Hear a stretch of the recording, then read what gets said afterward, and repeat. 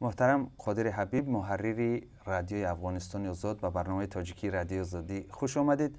و میخواستم در ابتدا درباره بحران چند سخن میگفتید که بعد اظهارات دکتر عبدالله داوطلب کرسی پرزیدنتی به عمل آمده است و تا جای یاد داریم هفته روان او گفته بود که کمیسیون مرکزی مستقل انتخابات به تقلب راه داده است. فعلا وضعیت چگونه است؟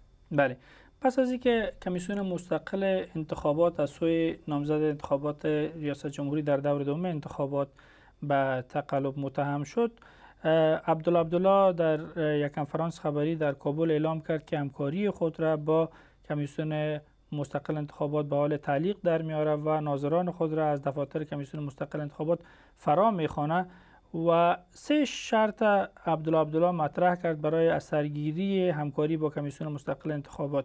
یکی برکناری امرخیل ضیاءالحق امرخیل رئیس دارالنشای کمیسیون مستقل انتخابات افغانستان بود. دوم، به گفته اونا جدا کردن آرای پاک از ناپاک و سوم، اینا شرط سومشانی بود، یکی از شرایطشان از 3 شرطشانی بود که باید کمیسیون مستقل انتخابات به اینا توضیح بدن که چگونه بیش از 7 میلیون نفر در انتخابات اشتراک کرده در دور دوم انتخابات. امرخیل در کنفرانس خبری حضور یافت و اعلام کرد که به خاطر منافع ملی افغانستان از می پستش کنار میره.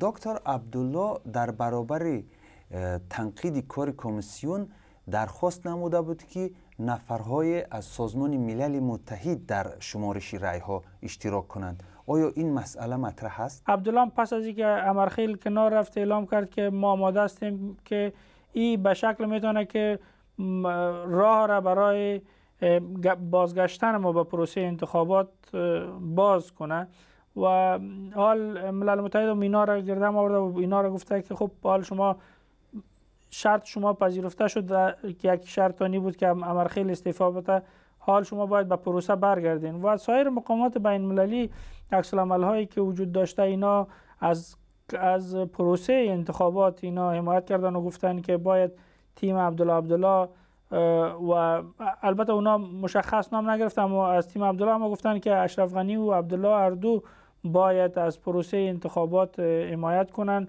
پروسه به شکل شفاف شمارش آرا به پیش بره.